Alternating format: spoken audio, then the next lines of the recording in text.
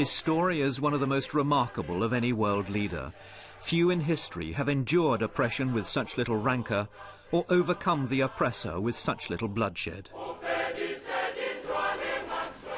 I, Nelson Mandela, do hereby swear to be faithful to the Republic of South Africa.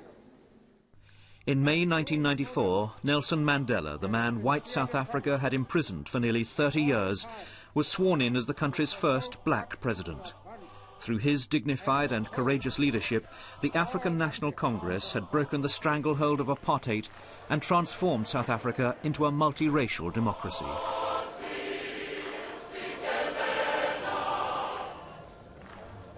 Nelson Mandela was born in 1918 in South Africa's Eastern Cape.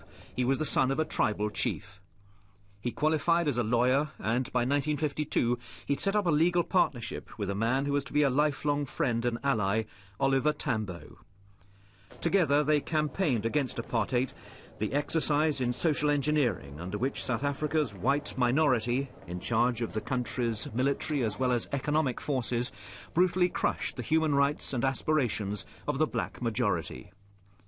In 1956, Mandela was among 156 political activists to be charged with high treason. The trial lasted more than 4 years before charges were dropped.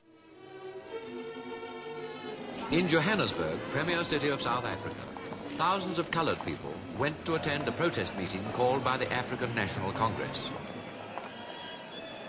By now, black resistance to apartheid was growing. Past laws which restricted where black people could live and work became the focus of resentment.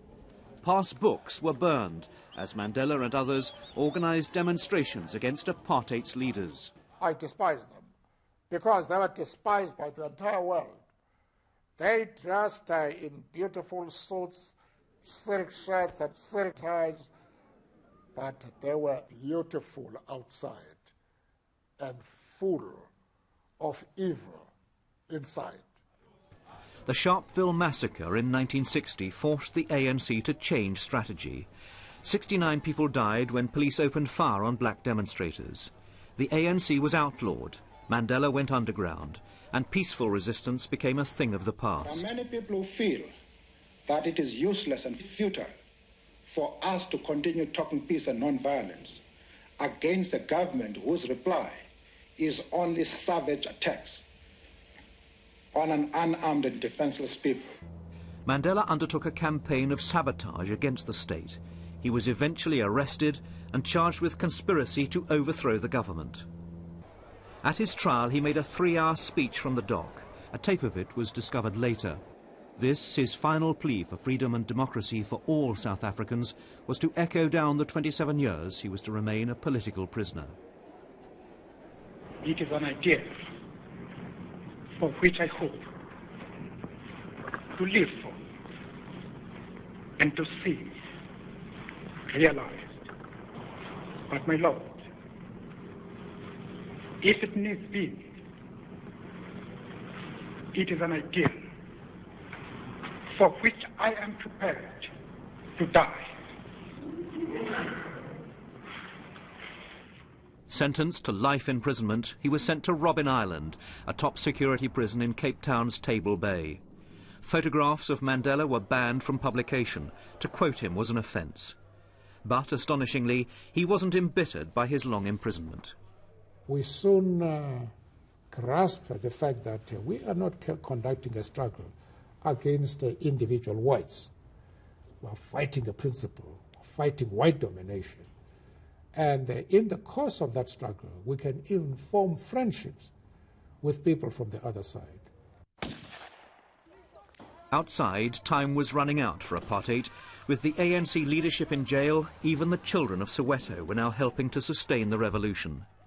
The hardline government of P.W. Botha tried to crush the uprising, but gradually more liberal white people began to recognise that Mandela was the solution, not the problem.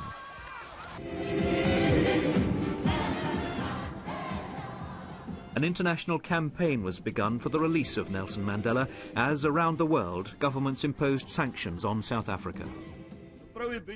In 1990, a courageous white leader, President F.W. de Klerk, announced that the ANC would be unbanned. That February, after 27 years of imprisonment, Nelson Mandela walked to freedom with his then wife Winnie at his side. Worldwide pressure had borne fruit. But hope soon turned to despair. Township violence left blacks fighting blacks. Mandela repeatedly appealed for peace.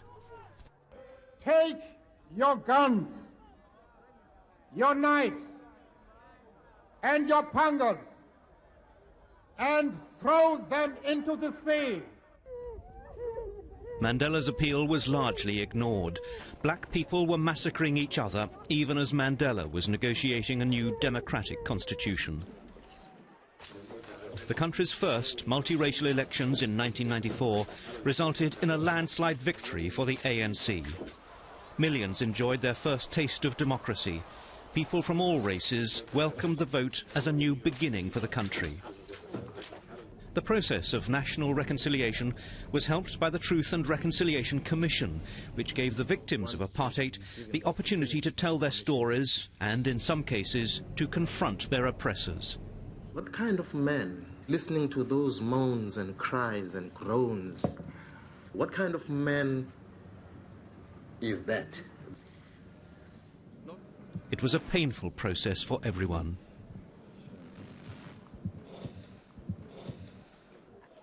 Yet for all his political skills, Mandela found it difficult to tackle many of South Africa's endemic social problems. Chief among them were the acute shortage of affordable housing, the widespread poverty, and the scourge of AIDS. In December 1997, Nelson Mandela gave up the presidency of the African National Congress in favour of South Africa's Vice President Thabo Mbeki, who also succeeded him as head of state. Mandela was feted throughout the world, as here in London. But there'd been personal sadness. His long-time marriage to Winnie, once known as the mother of the nation, had ended following her involvement in the kidnapping and murder of a student activist.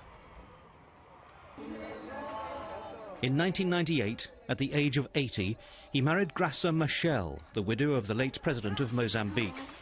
It was a marriage which brought him personal happiness and helped him to enjoy the family life which had been denied to him by his long commitment to the struggle against apartheid. On the eve of the new millennium, Nelson Mandela had revisited the cell on Robben Island where he'd spent 18 of the 27 years he was imprisoned. He lit a candle to symbolise reconciliation. It was passed to an African child to represent that continent's hope for the future. A hope inspired by the life and ideals of one of the truly great leaders of our time, Nelson Mandela.